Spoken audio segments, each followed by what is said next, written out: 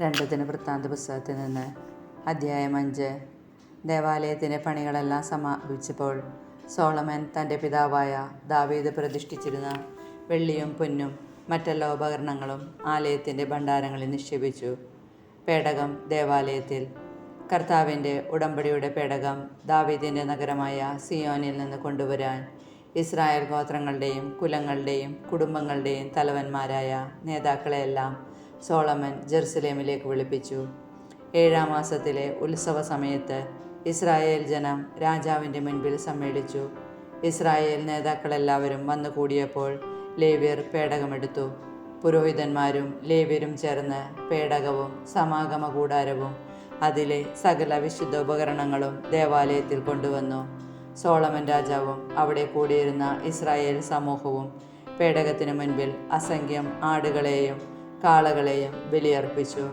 അതിനുശേഷം പുരോഹിതന്മാർ ഉടമ്പടിയുടെ പേടകം അതിൻ്റെ സ്ഥാനത്തേക്ക് കൊണ്ടുപോയി ആലയത്തിൻ്റെ അന്തർമന്ദിരത്തിൽ അതിവിശുദ്ധ സ്ഥലത്ത് കെരൂബുകളുടെ ചിറകിൻ കീഴിൽ പ്രതിഷ്ഠിച്ചു. കെരൂബുകൾ പേടകത്തിന് മുകളിൽ ചിറക് വിടർത്തി നിന്നിരുന്നതിനാൽ അവ പേടകത്തെയും അതിൻ്റെ തണ്ടുകളെയും മൂടിയിരുന്നു.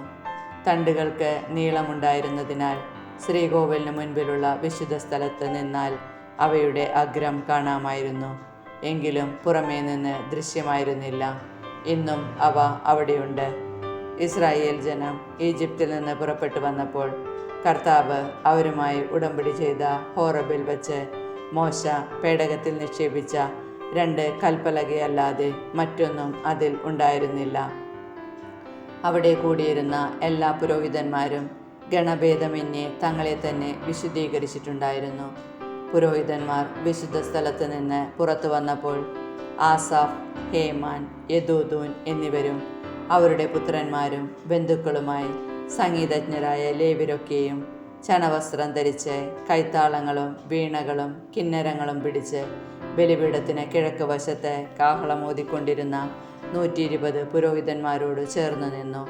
കാഹളമൂത്തുകാരും ഗായകരും ഒത്തൊരുമിച്ച് ഏകസ്വരത്തിൽ കർത്താവിന് കൃതജ്ഞതാസ്തോത്രങ്ങൾ ആലപിച്ചു.